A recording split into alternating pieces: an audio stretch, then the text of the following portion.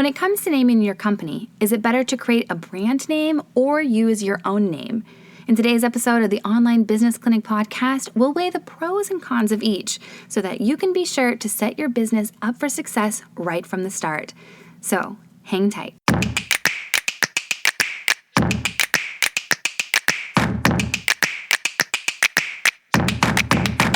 Hey there, welcome to the Online Business Clinic podcast. You're listening to When to Name Your Company After Yourself. I'm your host, online marketing expert, and business growth strategist, Molly Ann Luna, and this is the place to be to build a profitable and portable business.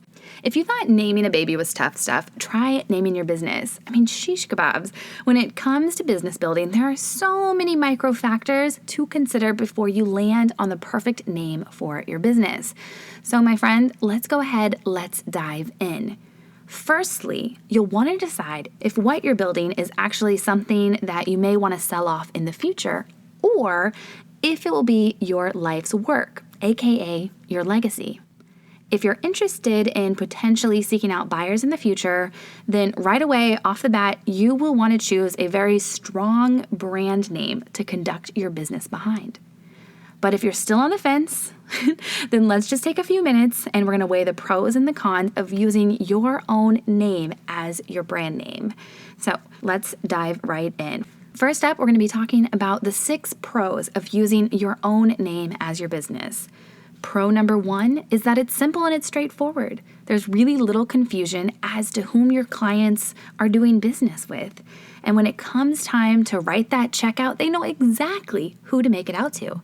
They're going to make it out to you. Number 2, using your name can build your authority. If you publish regular content, whether it's writing blog articles, recording podcast episodes, or creating videos, using your name helps to identify you as the authority in your lane. This is especially true if you begin to guest blog on larger publications such as Mind Body Green or Huffington Post, Success Magazine, or beyond. Using your name, it builds authority, and if you know the work that you're doing is groundbreaking in your field, then you should use your name because it's going to give you so much credibility there. And another great reason is that you become more reliable when that groundbreaking work is then tied back to your name. It attaches to an actual person. Reason number 3, it's authentic. Instead of stressing over that perfect brand name, you can just keep things really simple by sticking to your own name. Not only is it familiar, but you'll also have a much easier time building an authentic brand. And let's be honest, in this day and age, we as consumers, we are craving authenticity. And there's nothing more challenging than trying to build a brand that you're like, well, I just kind of made this up and I don't necessarily know where I want it to go. Using your name can feel more comfortable and it will ease you into building up that know, like, trust factor with your audience that much better. Another pro number 4, is that it increases a sense of connection. As consumers of your work, it is really easy for us to identify your voice when you use your own name. As humans, we love to put a face and a name with a business. There's absolutely no question here. For example, think about Apple. When you think about the company Apple, who do you think of? You think of Steve Jobs, right? Why? Why do we do that? It's because as consumers, we desire to make a personal connection with the products and the services that we love. We want to be able to give kudos to those who deserve the kudos, right? So if you're a coach, let's say, who works one-on-one or even in small group settings with your clients, it might actually be in your best interest to just stay authentic and to build your business behind your name in order to increase that connection. Reason number 5, it boosts your searchability. If you have a unique name, using it as your brand name can actually make it way easier to win in the online world web SEO game, if you will. This is when someone's like, hey, let me type in and find out who Molly Ann Luna is. And then Google pops up, and what are the first things that come up? My podcast, the content that I'm creating, who I am, my products, my services. This is important because it helps to increase the foot traffic then to my website. And it allows for more potential eyeballs to come and find out who I am, what it is I do, and how I can help them. And the same goes for you and your business. There usually is really not that much competition out there on Google if you're using your full name. Now, that is unless, of course, your name happens to be John Smith or some other name that is extremely common. This might not be the case. So you might want to consider using your full name, maybe your middle initial or your middle name, much like I do, right? I use my full name, Molly Ann Luna. And I have no real competition out there. There are plenty of Molly Lunas, but there's only one Molly Ann Luna right now when you Google. At least that's the truth for this moment. So this is important, okay? This is such a great way. It makes it so much easier for your users to locate you on Google, to find your website and your email address, to get in contact with you. Because let's face it, building a business is tough stuff. So don't make it any harder for them to find you, especially when you're meeting people out in public. And so many times I will make new friends and I'll say, oh, great, I know that your name is Sarah, and I know you do something in wedding planning, but what is the name of your business? I cannot remember it for the life of me. So in her particular situation, I feel like using her own name would be more powerful, but let's just move on. Can't save them all. Let's move on. Step number 6, as you evolve, your brand will.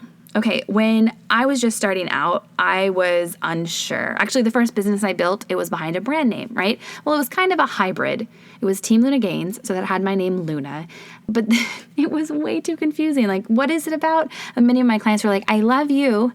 I love your husband. I hate your business name. And so when we did decide to finally kind of put that business to bed, I just decided to adopt my own name. And when I first started out at mollyannluna.com, I very much presented myself more as a life coach. And I have since evolved and have now pivoted into more of online marketing expert, business growth strategist, because as I've evolved, my brand has evolved. And the cool thing about this is that those people who love me because I am me, they have stuck with me through each of the transitions. And then those people who didn't want to hang, they didn't hang, they left, and that's fine because I wasn't meant to serve them. I believe that we are divinely assigned a set of individuals to help serve, to help them create more prosperous lives and better businesses. And those were not my people.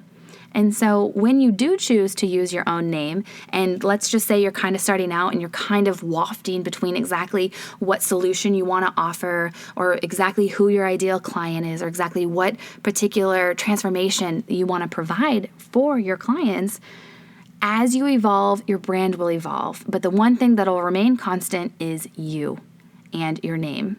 Also, another bonus for sticking with your name is that this way you will save big bucks on having to build out a brand. Okay, there's really no need to go and hire really expensive, graphic designers to build out a logo or things like that. I mean, you can later on down the road, but this way you not only save big bucks on building out a brand that you're unsure of, but while you're discovering your business's mission and your business's voice, your unique voice, you will attract those people who are attracted to you. And even if you change your business model, like I shared with you how I did down the road, there's a good chance those people will come along for the ride with you because they love you, not your brand. Now, let's pivot and take a look at some of the cons of using your name as your business name because they do exist. Okay, there's no sugarcoating it. They do exist. So one reason is that if you truly are the center of your business, but you're extremely camera shy and you don't want to be the forefront of your marketing campaigns, then do not use your name. Okay, if you do not want your face to be the face of the company, then you're not going to make for a very good one. So in this instance, I would definitely recommend doing your due diligence and finding that perfect brand name that works for you. Another con of using your name might be that it's just not unique enough, right? We kind of already covered this, but if it really is a very common name, let's say there's like multiple Jessica Smiths out there that pop up, you don't want to be swallowed up in the crowd, so to speak. You want to create something that really stands out. So in this case, you've got a very common name that's really used quite often, and you do a Google search and like 15 other Jessica Smiths or variations of Jessica Smiths pop up, then you might want to not use your own name and instead choose a brand name. Now, another con is that your name could change. Maybe you decide down the road you don't like it, or you decide to get married, or you decide to get divorced, and your name changes. I've definitely thought about this, right? So my name, Molly Ann Luna, my last name is Luna, which is my married name. What if that goes away? Well, I've just made a firm decision to myself that I love the name Luna. So 1, that's not going to happen. I do not foresee a divorce happening in my life. And 2, if it did, I'm keeping my name. So you just make sure that if you're using your name, it's something that you are most certain it will not change. Also, a potential con is that using your name could limit your growth. If you're desiring to build a bigger business that eventually operates without you, meaning you're hiring staff and you're training management teams, and again, maybe potentially even selling off these systems, this business to other people, some people would actually prefer to build a brand that is more nimble in its operations. So just be thinking about what type of business model and type of infrastructure are you using, and would it make more sense to actually use a brand name versus your own personal name? You also need to take into consideration exactly who is your target market. If you're planning to operate B2B, perhaps your prospective clients would be more comfortable hiring a firm rather than an individual person. Now, even if you are a one-woman show, if you are trying to land that corporate partnership, it might actually be in your best interest to do it behind a strong brand name, making you look like a more beefed up business than you are. They might take you more seriously. You might be able to land that contract more easily. So something to consider. Okay, let's wrap things up here. The biggest takeaway from today's episode is that, unfortunately, there is no right or wrong answer here. If you choose to use your name now, or you choose to use a brand name, you can always pivot in the future. It might cost you something. It might take some manpower to make it happen, but it is possible. I have seen this many times. In fact, one of my business mentors did exactly that. And she rebranded and her business exploded because she saw that her first choice was somewhat limiting. And she pivoted into a larger one, not changing the amount of people on her team or changing her systems, just simply changing the name and the logo, and her business took off. So you might see that in the future, and that's okay.